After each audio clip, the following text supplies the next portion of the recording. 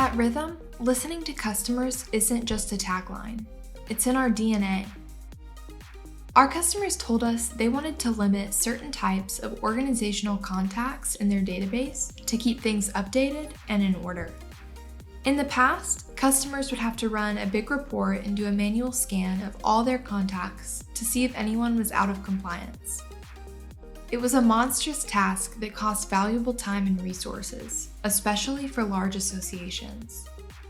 And finally, customers didn't want the system to restrict users from creating new records, even if they were out of compliance.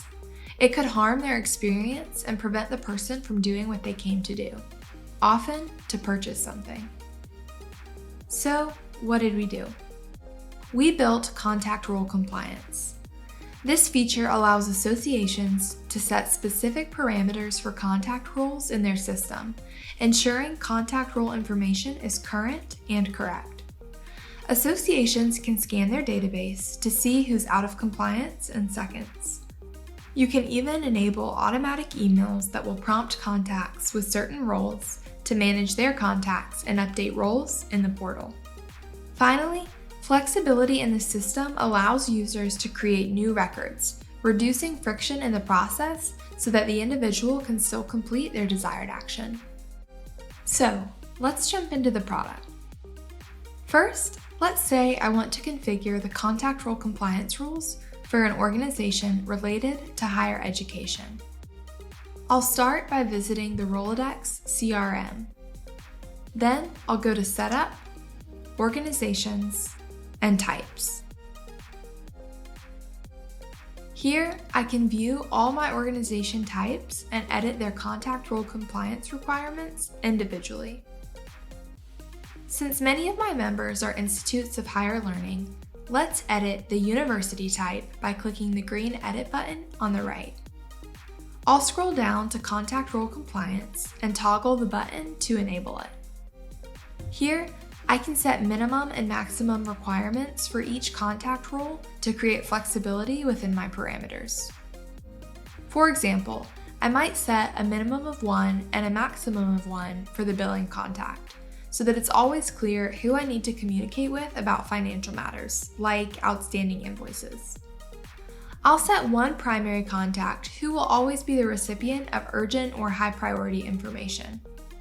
I'll also set one provost, since that's most common at universities.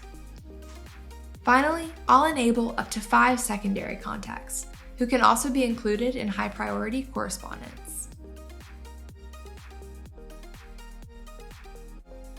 Now, let's say I want to enable an automatic notification email that's sent to the primary contact when their organization goes out of compliance. First, I'll be sure to enable this in the settings. I'll select the primary contact as the recipient. Then I'll create a custom notice that will prompt the recipient to log into the portal and update their organization's contact roles, saving my team the trouble.